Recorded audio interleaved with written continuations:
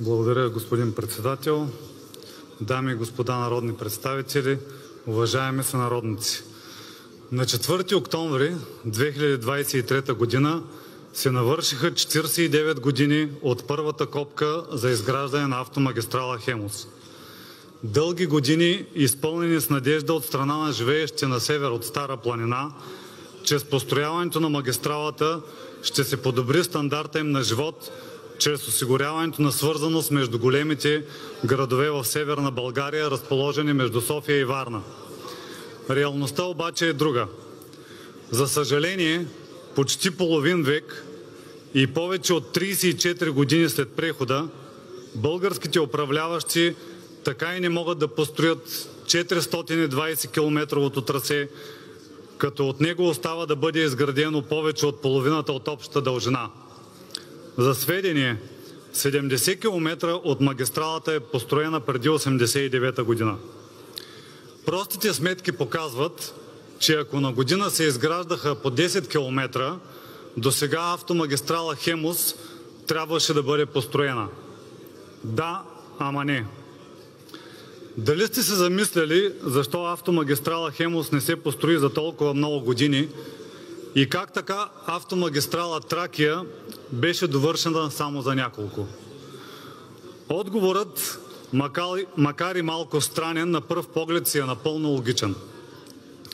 На водещите чисто техен интерес, а автомагистрала „Хемус“ е нужна единствено и само на България. Управляващите така и не успяха да вкарат тази магистрала в някои от трансграничните транспортни коридори, за да получат европейско финансиране. А е имало много възможности това да се случи. Стига, разбира се, да е имало желание от наша страна, т.е. от страна на управляващите през всички тези години. Като конкретно предложение, например, може да се предвиди трасето на магистралата да минава в близост до Русе, като по този начин ще се включи в транспортен коридор в комбинация на отсечките Русе-Шумен-Варна на коридора Букурещ-Истанбул и Русе-Плевен-Ловеч на коридора Букурещ-София-Солун, оформяйки естествено магистрала „Хемус“ като трасе София-Русе-Варна, чието две части, източна и западна, го определят като трасе с регионална и европейска значимост. Тази значимост дава основание за търсене на финансова подкрепа както от европейските фондове, така и от частни капитали. Ако погледнем простата математика, ще разберем, че за тези вече над 30 години единственото, което Запада прави в България, е да му затваря производствата, мощностите, да му присвоява пазарите и да му унищожава инфраструктурата. За всички несгоди постоянно чуваме как нещо не се случва в България заради корупция. А като е така, защо Европейският съюз толерира корумпирани политици? Отговорът е един: за да се изпълняват техните планове, плановете на Европейския съюз, а именно България да бъде разрушена и разграбена. Но дали всъщност в действителност не е това плана на Европейския съюз? Жалко е да го кажем, но Европейския съюз ни излъга с обещания за достоен живот, а всъщност получихме грабеж, разпад и разруха. Не и без любезното съдействие на родоотстъпниците и майкопродавците, които за 30 сребърника се продадоха. Реално Европейския съюз продължи и продължава да се държи с нас като враг от времето на Студената война и това е видно от всичките му действия до момента. Без автомагистрала „Хемус“ Северна България замира. Автомагистралата е от изключителна важност за изоставащия район на север от Стара планина. С завършването на магистрала „Хемус“ се очаква повишаване на брутния вътрешен продукт, покачване на инвестициите в районите около магистралата и поне частично наваксане на изоставането спрямо Южна България. В момента съотношението на живущи в Северна България спрямо Южна България е 1:2. Освен това, по официални данни, Южна България е значително по-богата от Северна. Какво ни остава?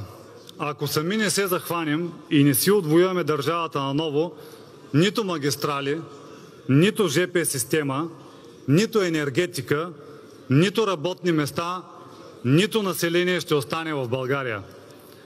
Единственото ни спасение си остава в самите нас.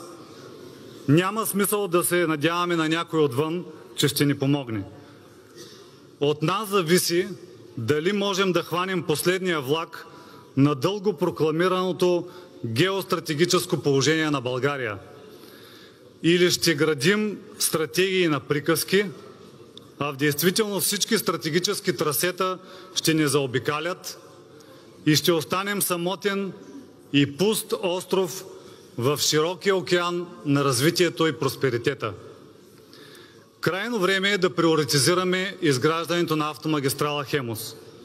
И ако правителството не може да привлече европейски средства за изграждането ѝ, чрез включване към някои от трансграничните коридори, то нека целево да бъдат предвидени средства в бюджета за 2024 година и в следващите бюджети и да се поставят конкретни срокове за завършването ѝ.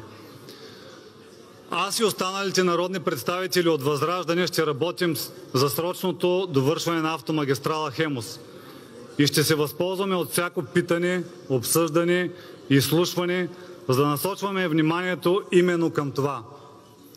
Призовавам и останалите народни представители, без значение от коя политическа сила са, да се присъединят към тези действия и да покажем, че наистина се интересуваме от просперитета и подобряване жизнения стандарт на хората на север от Стара планина, за да може тази част от страната ни да догони развитието на останалата, а не да наблюдаваме миграционни процеси от тези райони.